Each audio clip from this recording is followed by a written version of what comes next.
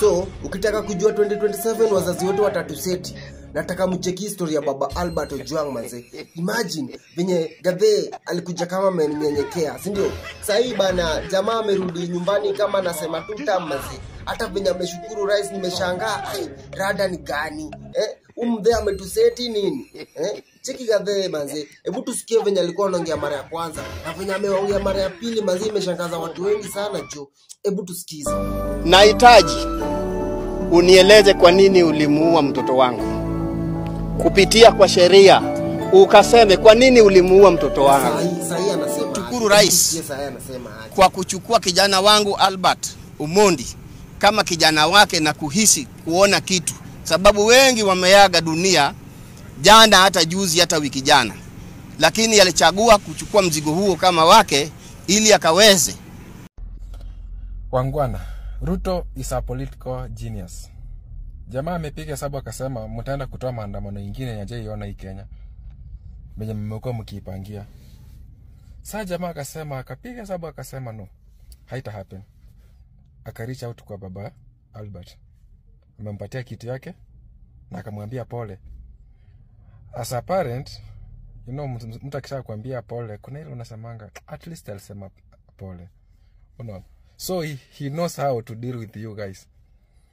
Sasa maandamano, nikuulize, utatokea maandamano, utaulizwa unatokea maandamano unaandamania nini?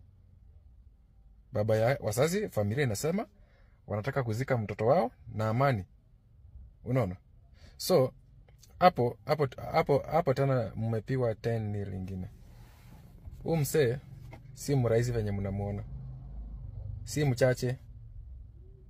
Ako 2 steps ahead of you.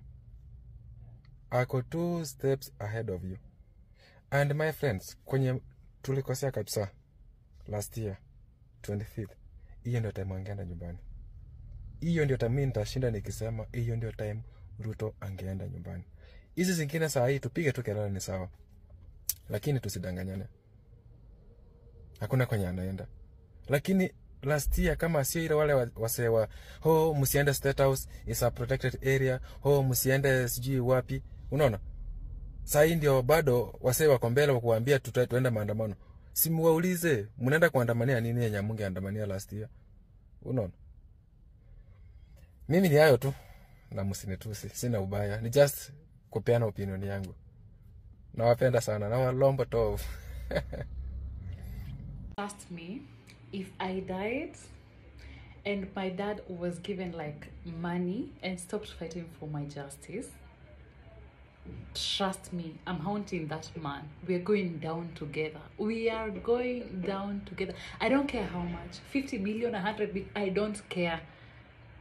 But if you're given money and you stopped fighting for my justice, and this applies to all my family, you stopped fighting for me, for my justice, because you're given Sijui some amount of money, I swear to God, I will haunt you.